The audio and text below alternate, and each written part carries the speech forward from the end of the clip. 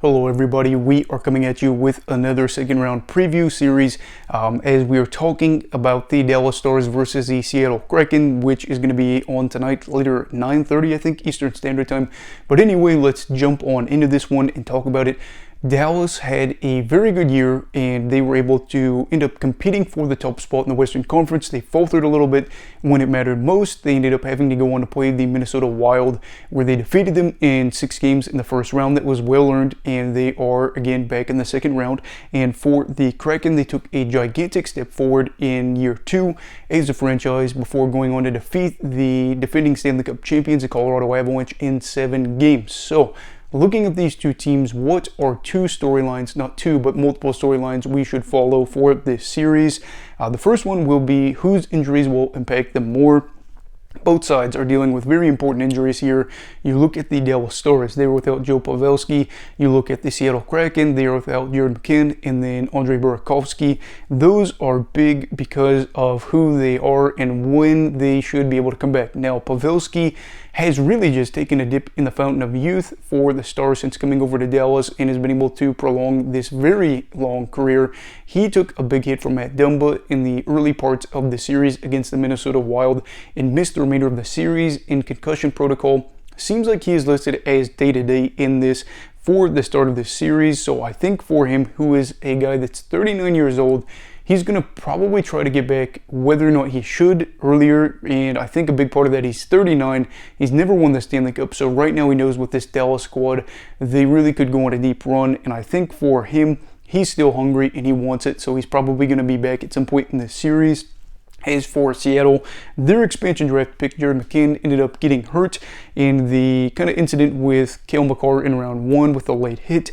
His timeline seems a little bit more murky, but he was the team's leading goal scorer in about 40 goals in just around 16 and a half minutes a night. They definitely want him back. Seattle is a team that is in a better position to deal with some of those losses this year than last year, but McCann is also a guy that, again, just like other places that he's been able to be very productive in a limited amount of time, and in those limited minutes, he could be a guy that maybe plays 15 minutes but still gets you a goal or 2 in that time. So you'd really like to have him back. I do think he will be back at some point in this series, and he should be productive there too. As for Burakovsky, it seems to be much more odd with this one. The free agent edition hasn't played at all in the playoffs, and that is after averaging 0.8 points per game this regular season. Unfortunately, I can't seem to find any news about his return right now, so who knows if he'll even be back for this series. But I do think that if he is, that is a big addition for them. Where they sold him in the lineup, I don't know, especially because he has been out for a little bit, but I would like to see him come back so both teams can be fully healthy, ready to go, and to say that there wasn't any distractions of the injury perspective for this series. But on the injury front, I do think that Dallas is probably in a better situation here because Pavelski looks like he'll probably come back in this series. McCann probably will. Burakovsky, again, still seems up in the air, but there's looking to be reinforcements for the Stars in this one, so that is good for them. The second question is, should the Kraken fear the Otter? The Kraken don't seem to be fazed by their upset of the Avs, and they looked fearless in round 1. But should the mythical Kraken be afraid of a small mammal? They should, if that mammal is Jake Ottinger. Otter has been very good, and in fact, in Jake's last 13 playoff games, he has a save percentage of .944. His record is 7-6 in that time, which blows my mind. But if you remember back to last year in that first round matchup with the Flames, the Flames were just absolutely out-shooting, out-chancing, being able to maintain puck possession, stuff like that in that series against Dallas. And Dallas could not reliably get the goals that they needed to advance in that series. I think the story is a little bit different now as the Stars are more of a scoring threat than they were last year. And while Georgiev is a good goalie, he already had a good year for the Avalanche, I don't compare him in the same tier as Jake Ottinger. So I will say, pair that with being, Dallas, one of the better teams defensively in the league this year, and you can see why many teams would be afraid to have to play this team during the regular season, during the postseason, whatever the case may be. Yes, a goalie can be hot and cold at a moment's notice, and you never really know what's going to happen.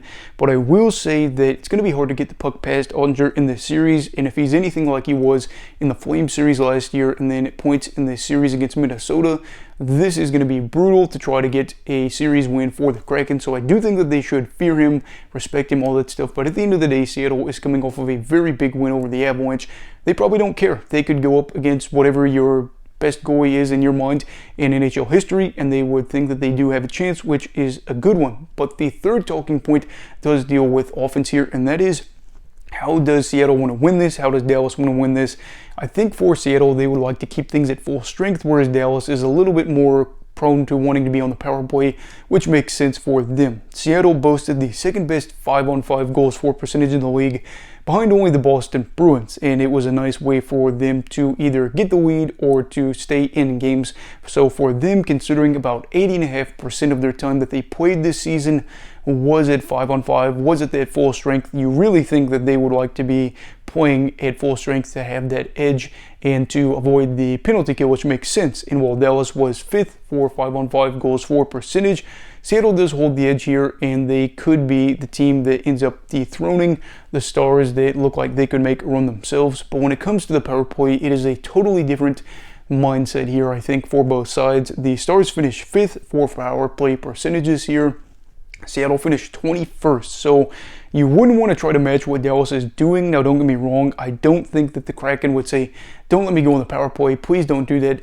I'm just saying that they know that they probably don't want to take a lot of penalties because they know that Dallas can score on the power play, and then if they're in a situation where they get a lot of penalties for them, that's good, but you also can't reliably expect them to go out there and score. You also look at this too, and you think of a guy like Roope Hintz. He is a game changer in this series, as his ability to score off the breakaway is insane. Even if Seattle is on the power play, watch out for him to score short-handed, as he did once in the first round.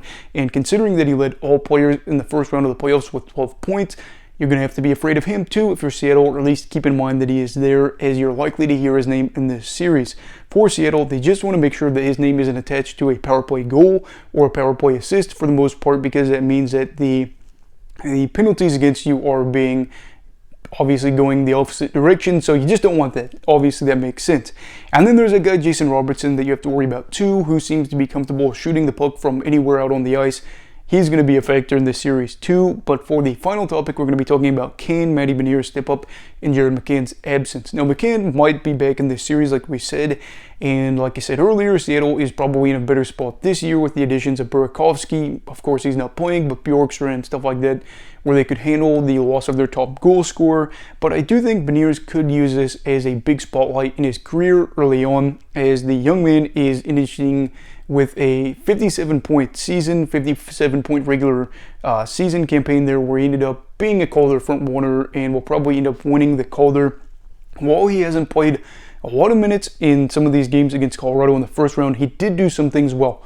For starters, his face-off percentage wasn't necessarily fantastic in this series, but his offensive zone face-off percentage is good. So if you can be able to win face-offs in your offensive zone and to be able to get your teammates a puck to where they can possibly shoot the puck or pass it to a teammate to get another better offensive look, that is good for them. And I will say that he did only finish with a single point in the series against Avs, goal in the third game, but we saw a lot of time where he was out there on the man advantage in those 7 games.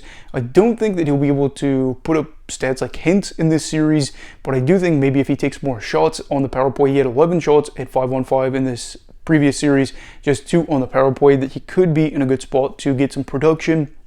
What I will say, even if his production's good, Seattle is not in a spot where Beniers should be able to just carry this team offensively in the playoffs. So I would say you probably really need everybody to chip in here. But we will see, as a 22-year-old is getting more critical playoff experience, and it would be great for him to get that experience while also still being productive. So, having said all this, who am I going to be picking in this series? I'm going to be picking the Dallas Stars in 7 games. I will be picking Dallas just because overall they're the team I trust more offensively.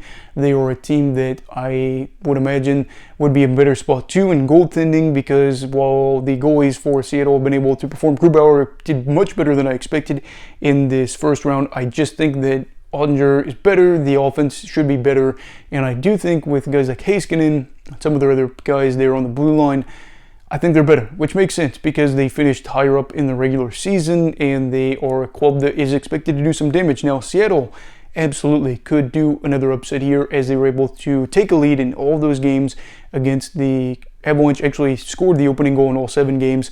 So for them, if they can get to a lead out early, keep it at 5-on-5, get a power play in their advantage, score at a decent rate on the power play, and just make sure that guys like Hintz don't really kill them on the breakaway, or that Robertson doesn't get a clean look, wherever that be out on the ice. They're probably going to be in a good spot here to contend for this one, which is why I have it going 7 games. But really, at this point, we will see. What are your thoughts for this series? Who are you picking in this series, and in how many games? I'd love to hear your thoughts down below in the comments. Also, please make sure to like this video if you enjoyed it. Subscribe if you're new. Everybody stay safe.